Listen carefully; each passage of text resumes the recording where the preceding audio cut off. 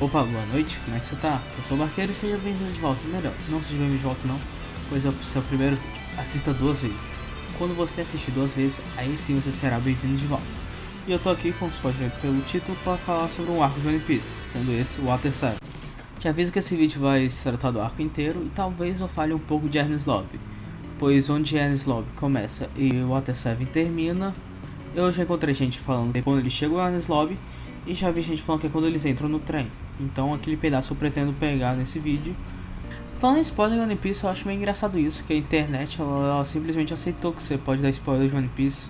Não faz diferença, tanto que eu fui assistindo o arco já sabendo todo mundo que vai entrar na tripulação, tudo que o Luffy vai fazer até o ano. O personagem que eu mais quero ver aparecer mais é o Homem Rosquinha. Se você não sabe quem é o Homem Rosquinha, assista o One Piece que em algum momento vai aparecer. Eu acho que é antes do time skip. Melhor, ele já apareceu, só que você não sabe quem é ele ainda. E falando em personagens de tripulação, acho que vou falar do novo membro, que ainda não está oficializado, porém daqui a pouco ele entra. Que é o Frank. O Frank, ele começa como vilão, o que é uma coisa que não sei porque me lembrou muito de Jojo, eu acho que é o caso dos Joe Bros, que sempre começa tentando matar o protagonista, porém depois eles se tornam super amigos. Teve o Speedwagon na parte 1 e o Kakui na parte 3, além de outros que agora eu esqueci o nome. Porém, voltando para o Frank, ele tem uma comédia meio exagerada, tipo, ele é exagerado e foi uma coisa que eu adorei. Na minha opinião, ele é um dos personagens mais engraçados de One Piece até agora. Ele tem uma coisa que eu gosto muito do One Piece, que é a fala. Alguns personagens têm uma maneira única de falar, como por exemplo, ele tudo que ele faz é Frank, é super. Super! Entre outros adjetivos que ele usa. Outro personagem que também tem isso é o Bug, que ele fala sempre pompa, pelo menos na dublagem em português da Netflix. Ele sempre, quando faz uma coisa, fala: nossa, vai ter muita pompa, isso vai ter pouca pompa. As cartas estão dizendo que aquele idiota pomposo já está... Dá uma identidade única para cada personagem.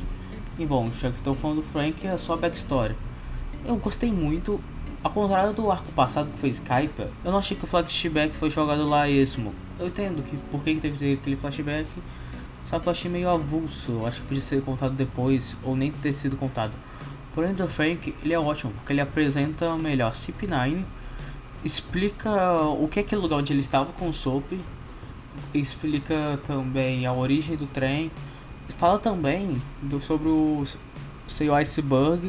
iceberg, entre muitas outras coisas. Já falando no Soap, na minha opinião, esse foi o arco dele. O Soap é visto tanto por ele mesmo, quanto pelos outros personagens da série, e pelo espectador como um personagem fraco, que não consegue fazer nada. Na sua luta contra o Luffy, ele provou o contrário. Ele provou uma coisa que na minha opinião é extremamente importante, pois ao contrário do Luffy, Zoro e Sanji possui uma força física avassaladora, ele possui uma força mental. O seu cérebro é o que coordena as suas ações. Ele é um humano comum que, querendo ou não, conseguiu bater de frente com um deus praticamente. Perdeu, porém eu acho que se fosse tipo Sanji ou qualquer outro, eu acho que ele teria ganhado. Ou teria apanhado menos. Ou teria demorado um pouco mais para apanhar. Esse arco, na minha opinião, ele cumpre bem seu papel, que é não ser um arco decisivo para a história. Ele é mais um arco de transição entre Skype e Water 7.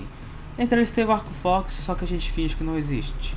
Afinal, foram os 10 piores episódios de alguma coisa que eu já vi na minha vida e eu quero fingir que aquilo não existe.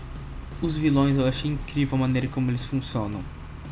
Foram poderes novos, que é uma coisa que eu acho incrível, por causa que o One Piece ele acaba, pelo menos nessa primeira parte, tendo uma variação de poder apenas nas Akuma no Mis. A gente não tem muita noção do que acontece fora delas.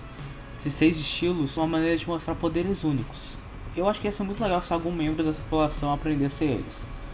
Afinal, como eu falei, eu sei alguns spoilers, porém não sei tudo. Isso é uma coisa que está me surpreendendo, que eu não sabia da existência dos poderes. Porém, uma coisa que eu sabia através dos spoilers era a traição do Lucy, agora me deu branco. O cara do pombo, tá a imagem dele na tela. Eu já sabia da traição dele, porém eu me surpreendi com a revelação do resto da CP9. O que acabou gerando um spoiler que me deixou mais emocionado. Eu sei que teve muitas dicas ao longo do arco sobre que eles eram os traidores, porém eu simplesmente ignorei todas. Na minha opinião, o melhor momento do arco é quando eles estão no trem marítimo Rocketman, indo em direção a Enies Lobby, pois a partir desse momento surge no arco um sentimento que vai ser carregado por Enies Lobby inteiro, que é o sentimento de urgência. Nós temos que salvar Robin antes que seja tarde demais. Mas claro, nesse momento teve algumas coisas que eu achei meio sem sentido. Por exemplo, um momento que eu acho que foi o Zoro que chegou pro Luffy: Fala um número alto aí. Ao Luffy, 213. Beleza, então. Eles literalmente só aceitam e lançam um ataque forte por causa que eles falaram aquele número. Tipo, se eles podiam fazer isso desde o início, por que eles não usaram isso na luta contra o Lute? Na mansão do Iceberg? Ia cortar o arco inteiro quase. Não ia precisar existir a Enies Lobby. Claro, outro problema na minha opinião foi a maneira como o Luffy ficou preso 2 vezes. Na minha opinião fez sentido o Luffy ficar preso da primeira vez, por causa que era algo necessário para a história se desenvolver, para ele não chegar antes de todo mundo. Foi necessário para que o resto do bando consiga entrar na mansão e ocorra a cena de perseguição. O que eu não gostei foi mais a segunda vez que ele ficou preso. Ele ficar preso teve uma função muito boa, que foi comprovar o que a Nami tinha dito, de que quando eles descobrirem a verdade sobre por que a Robin estava fazendo isso tudo, a determinação deles não teria fim nem a sua força. Só que, sei lá, eu achei meio aleatório. Eu acho que podia ser feito de outra maneira.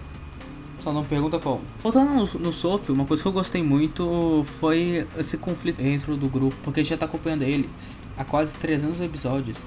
Eles nunca tiveram uma briga séria entre si. Uma coisa que eu achei bem interessante. Tornou os personagens mais humanos.